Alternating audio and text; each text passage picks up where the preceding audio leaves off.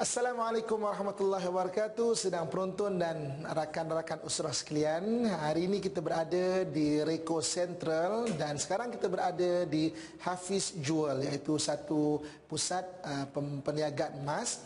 Dan hari ini kita akan bincang mengenai satu tajuk yang digemari oleh ibu-ibu, akak-akak saya di luar sana, iaitu mengenai emas.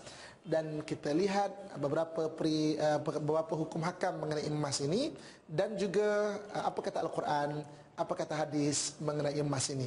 Kita akan lihat bagaimanakah hukum hakam orang yang mengendalikan perniagaan emas, ataupun orang yang memakai emas itu, atau orang yang membuat pelaburan di dalam emas.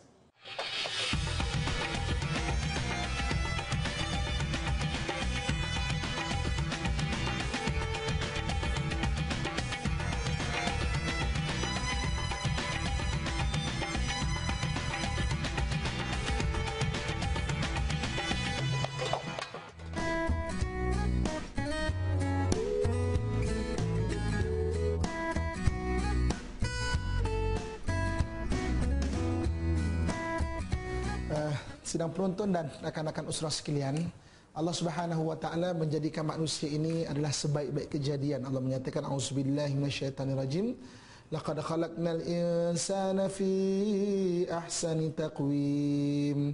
Sesungguhnya kami menciptakan manusia dalam sebaik-baik kejadian. Jadi oleh kerana manusia ini diciptakan dengan sebaik-baik kejadian, Allah Subhanahu wa taala banyak menciptakan makhluk-makhluk di sekeliling manusia itu berkhidmat untuk manusia. Sebagai contoh, binatang-binatang contohnya. Binatang-binatang bagi manusia dia ada jadi makanan, ada jadi pertunggangan, ada jadi sebagai pemeliharaan. Begitu juga dengan dipanggil ma'adin ataupun apa-apa yang berada di bawah bumi, di antaranya adalah emas. Dan emas menjadi perhiasan bagi manusia ini, dan memang sejak dulu lagi emas menjadi satu status, lambang status manusia ini di dalam struktur masyarakat. Kalau kita lihat kan, raja-raja terdahulu ataupun mungkin tamadun-tamadun awal manusia, kalau berkaitan dengan raja, biasanya dia berkaitan dengan emas. Sebab itu kita lihat macam contoh Mesir contohnya kan, macam mana Firaun, isteri-isteri Firaun, mereka dihiasi dengan emas-emas. Kita tengok pameran-pameran barang-barang peninggalan Firaun 3000 tahun dulu di Museum Tahrir di Mesir contohnya. Begitu juga kalau kita lihat zaman berlalu, masih lagi zaman Nabi kita Muhammad sallallahu alaihi wasallam juga, bagaimana status masyarakat dihiasi dengan emas, dan Nabi datang dengan syariat pengeluaran zakat dan sebagainya. Dan sampailah kalau kita dalam konteks di Nusantara ini, peniaga-peniaga ataupun mungkin kita kan, di status masyarakat ini juga ada tak lari daripada emas. Kan, peniaga-peniaga, contoh ibu-ibu akak-akak saya di Kelantan contohnya kan, ahli perniagaan, tengok pakai emas dia banyak sikit kan. Sebab apa? Maknanya kita ahli perniagaan, dan tak salah untuk perhiasan. Jadi Allah Subhanahu wa taala menciptakan manusia ni ada perhiasan-perhiasan dia. Tapi dalam Al-Quran, Allah Subhanahu wa taala ajarkan kepada kita, walaupun kita ini ada perhiasan-perhiasan dia daripada emas ataupun perak, ada tanggungjawab kita yang perlu kita tunaikan. Di dalam surah Taubah ayat 34, Allah menyatakan, auzubillahi minasyaitonirrajim, walladzina yaknizuna adh-dhahaba wal fiddata wa la yunfiqunaha fi sabilillah. Dan orang-orang yang menyimpan emas ataupun perak dan tidak menginfakkannya di jalan Allah, Allah sebut fabashirhum, gembirakan mereka bi'adzabin alim, dengan azab-azab yang sangat pedih. Jadi dalam Islam kita tak salah untuk pakai emas, tak salah untuk pakai perak, tak salah untuk berhias. Sebab manusia itu dia suka berhias, tetapi ada panduan-panduan dia. Kalau nak berhias ataupun menggunakan emas ataupun menggunakan benda-benda yang emas perak dan Al-Quran sebut, maka kena yunfiquna, kena kira zakat dia, supaya kita punya status masyarakat, kekayaan kita atau kemampuan kita, maka kita kongsikan dengan orang-orang yang susah, dan kita keluarkan zakat kepada asnaf-asnaf zakat yang 8, pada orang fakir, pada orang miskin, pada orang musafir yang terputus bekalan dan sebagainya. Jadi sedang penonton dan rakan-rakan usrah sekalian, kita nak bincangkan emas ini daripada 4 sudut ataupun 4 perkara. Pertama, emas sebagai perhiasan. Yang kedua, emas sebagai simpanan. Yang ketiga, emas sebagai perubatan. Dan yang keempat, emas sebagai pelaburan. Okey, apa dia maksud hukum dia? Yang pertama kata Nabi sallallahu alaihi wasallam, kalau nak pakai perhiasan daripada emas, orang lelaki tak boleh. Naha Nabi sallallahu alaihi wasallam. Mana Nabi sallallahu alaihi wasallam melarang pakai emas atau memakai emas bagi lelaki. Hadzani haramun ala ummati, kata Nabi sallallahu alaihi wasallam. Jadi ini dua benda ni, iaitu emas dan juga sutera, haram dipakai oleh kaum lelaki daripada umat Nabi sallallahu alaihi wasallam. Jadi abang-abang ayah-ayah saya di luar sana, maknanya emas sebagai perhiasan bagi orang lelaki tak boleh. Kan? Maknanya bagi orang perempuan tak apa. Kerana hadis yang diriwayatkan oleh Ibnu Majah, Raja Najasyi menghadiahkan kepada Nabi sallallahu alaihi wasallam beberapa perhiasan daripada emas. Maka Nabi sallallahu alaihi wasallam mengambil emas ini dan diberikan kepada cucu seorang sahabat.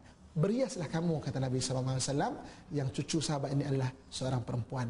Jadi maknanya lelaki tak boleh nak pakai emas, tak boleh nak pakai benda-benda yang perhiasan daripada emas. Jadi walau bagaimanapun, ada kadang-kadang nak pakai juga kan. Contohnya dalam konteks swasta. Okey, jadi swasta dia ada perbahasan ulama dia.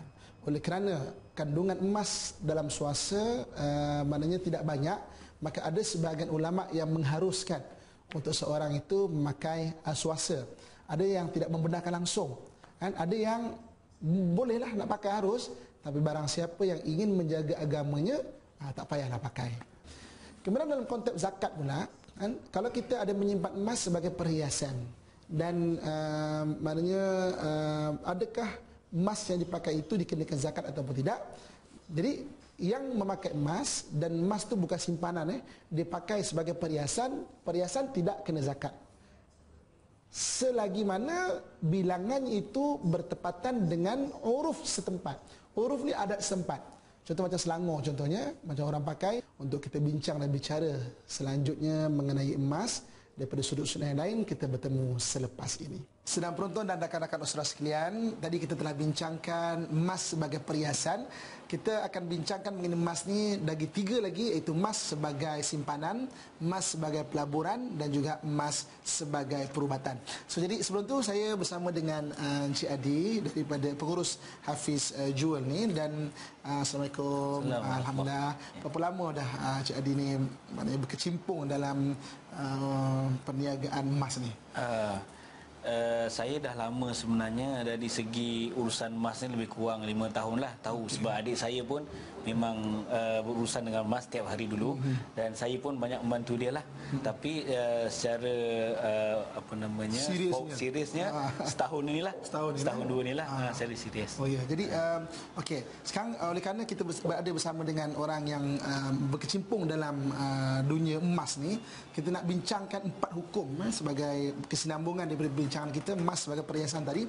Okey, pertama sekali boleh Encik Adi bincang, tolong kongsikan yang sedang penonton sebelum kita bincang bab hukum mengenai apakah yang dikatakan emas putih itu sendiri. Okey.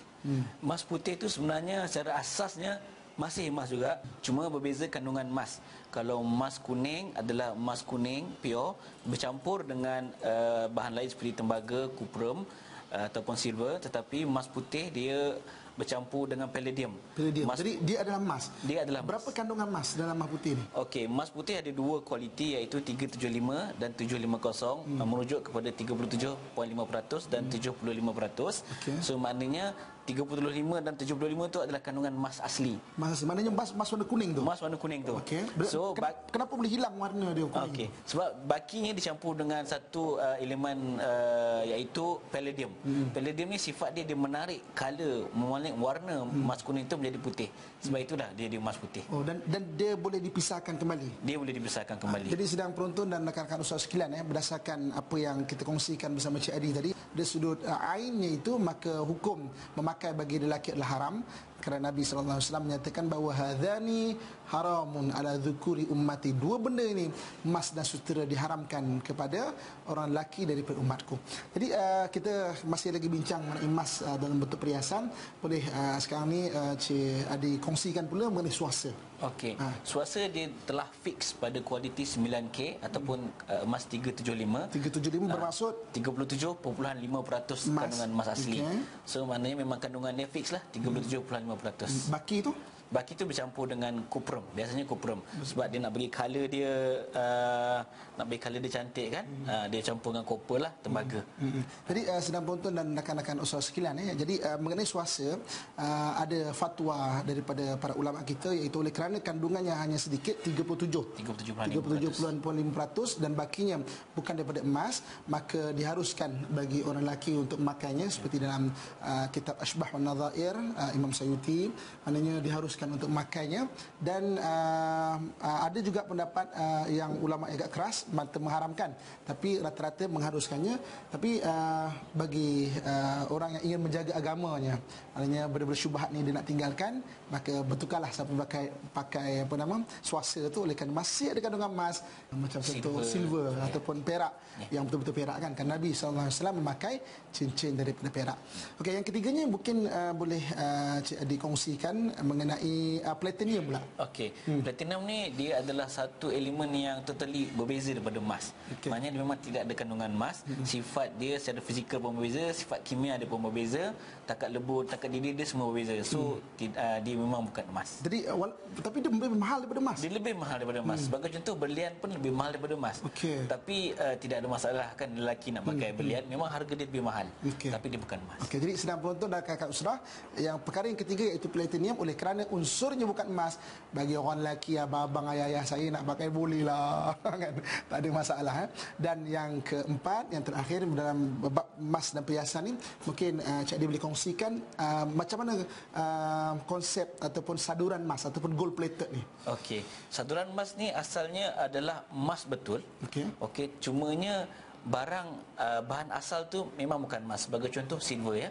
Biasanya silver ataupun kuprum lah, cincin kuprum, kita salut dengan emas. Bahan asal bukan emas. Apabila disalutkan dengan emas 24 karat, dia jadilah saduran. Kandungan sadurannya adalah 1 gram per 1000 liter air. 1 liter air lah. 1 liter air. Kita letakkan 1 gram. 1 gram emas. Mana terlalu sedikit. Terlalu sikit. Equivalent to 0.0001%. Kalau kita nak kata macam itulah. So kandungan emas dia terlalu sedikit. Jadi sedang penonton rahmat-Allah sekalian, oleh kerana kandungan emas yang terlalu sedikit, 0.001% pada saduran emas itu, maka ada ulama yang memberi fatwa bahawa harus memakai gold plated kerana unsur dia bukan emas itu unsurnya, hanya dilapisi warnanya sahaja, yang hanya amat sedikit warnanya itu sebagai emas. Apa beza platinum dengan mungkin perak? Platinum dan perak. Dari sudut cantik dah. Dari sudut cantik, platinum cantik lagi. Cuma barang precious metal ni mahal dia sebab kaedah nak gali daripada bahan asal tu. Dan platinum ni tidak boleh ditiru macam emas. Cuma dia lebih rare, lebih jarang dijumpai, sebab itu harga dia lebih mahal. Macam palladium juga untuk emas putih tadi. Sedang penonton dan rakan-rakan Ustaz rahmatullah sekalian, adapun cincin Nabi sallallahu alaihi wasallam tertulis di atasnya itu Muhammad Rasulullah.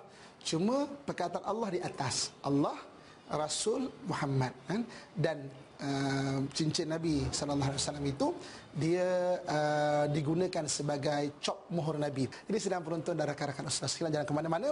Sebentar lagi kita akan bincangkan 3 lagi baki emas itu, iaitu emas sebagai simpanan, emas sebagai pelaburan, dan emas sebagai perubatan. Kita bertemu selepas ini.